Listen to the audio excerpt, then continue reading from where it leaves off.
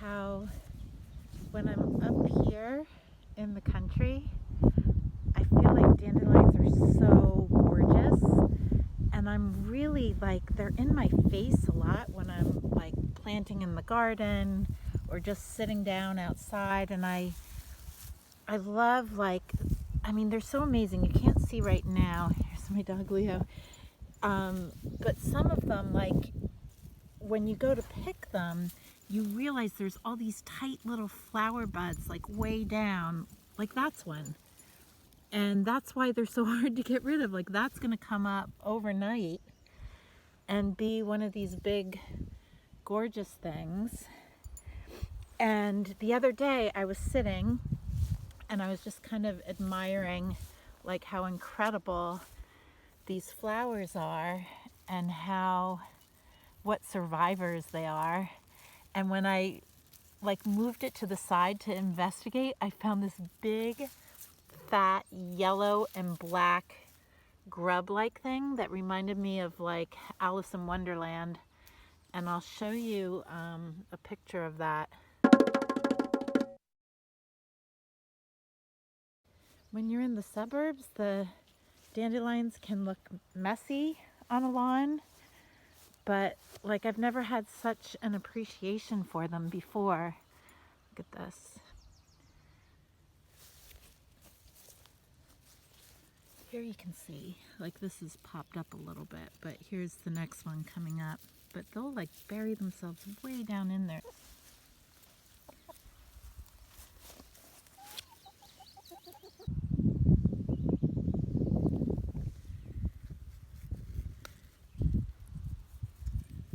These are huge. Picking a bouquet for inside. And then, oh, it looks like it lost its petals. But I'm not the first person who ever thought about the fact that maybe we shouldn't hate daffodils. Like, I mean, dandelions. Like, why should we hate such a magical, incredible, bright yellow flower like this?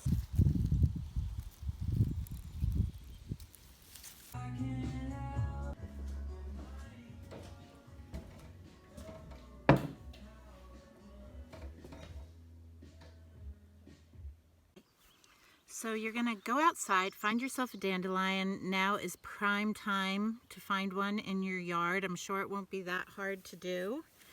You're gonna start out, I have a sketchbook, so I have a hard surface. You might need to get a book or something to give you a nice sturdy drawing surface.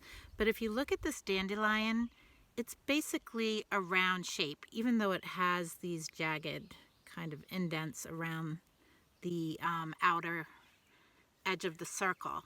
So I'm going to start just very lightly getting this circle shape. And it doesn't have to be perfect because this isn't perfect. Now, if you look at this dandelion, you'll see the petals are kind of closed up in the middle here, so it's making like a very tight little bud. If you look at some of the other ones, like if you look at this one, this is already opened up. So you can really see,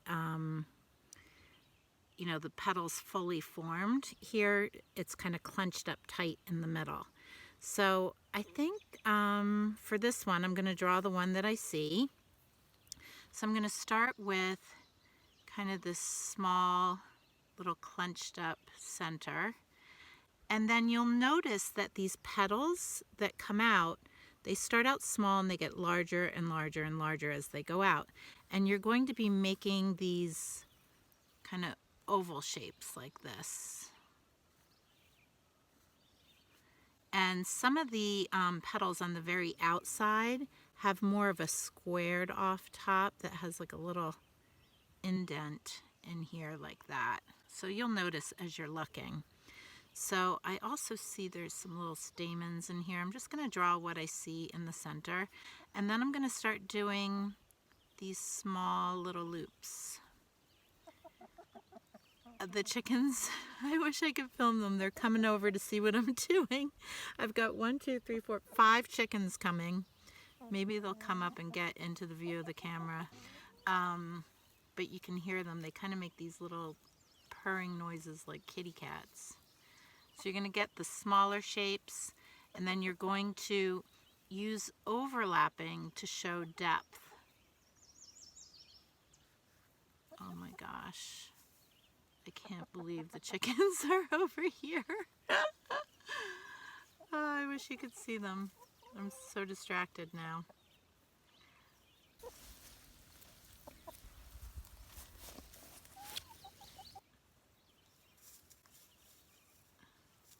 They know I bring them treats. So whenever they hear my voice, they all kind of come running. So I'm getting this little outer edge here. I may speed this up when I go in to edit this.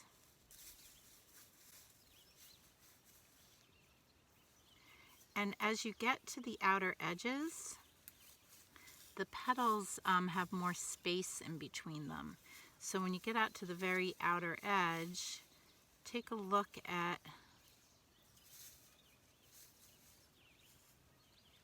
what you actually see happening on the outside petals.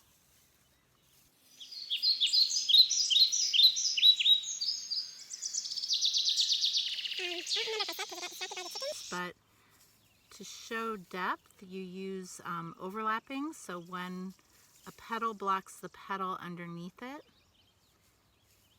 it makes your drawing more realistic. And you can also think about later on when we're shading, you'll see shadow underneath the petals. You have to, if you kind of squint at the petals, you can see where it's darker and lighter. For example, like in here is pretty dark. I can start adding some darkness in here. And then behind the petals in here. And just by adding this shading where the petal overlaps the other, it'll start to pop out. You'll start to notice that your drawing looks more three-dimensional.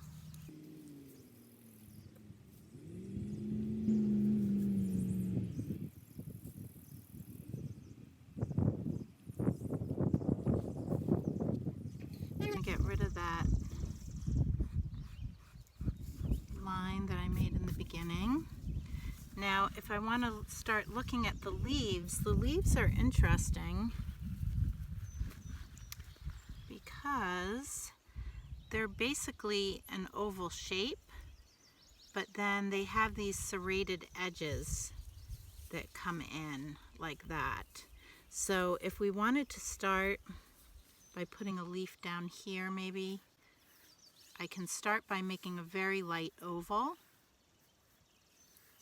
and then go back in and really take a look at how these are serrated. Oh, here there's even these little spiky things. One really cool thing about drawing from observation, from actual nature, is I don't think I would ever draw these little spiky things if I hadn't seen them. And you just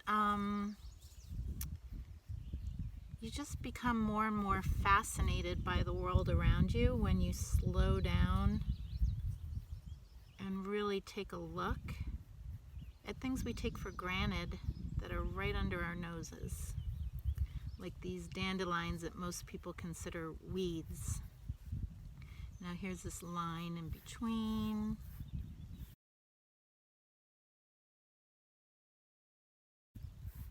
So don't worry about getting all perfect. You don't even have to worry about erasing lines too much. You're just sketching and having fun and observing. And also, when you look at let me pick one. If you look at a dandelion stem, they're not rigid and straight up and down. They tend to like kind of flop and curve. Have you ever looked at the inside of a stem? I used to do this trick where you do this and then you press your finger down and it peels back and curls. I don't know if I can do it now, but you can just kind of peel them apart. So they're hollow in the center and they're not a rigid stem.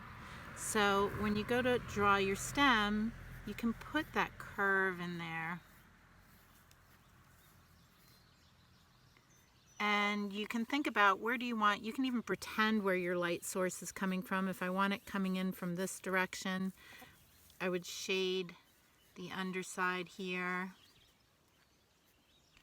I would do some shading on this leaf in here. So you're just going to spend some time looking at what's in front of you. Draw a few of them. Even try drawing like one of these pods. They're all very interesting things to draw. And like I said, the more you look at what's right under your nose and the world around you, the more amazed you'll be. And you'll realize how magical our world really is. But you can take, if you want, you can take like little, I don't know if your lawn has as many weeds. Maybe you have a perfectly manicured lawn. You might have to go the edges of your property. But you can just spend some time outside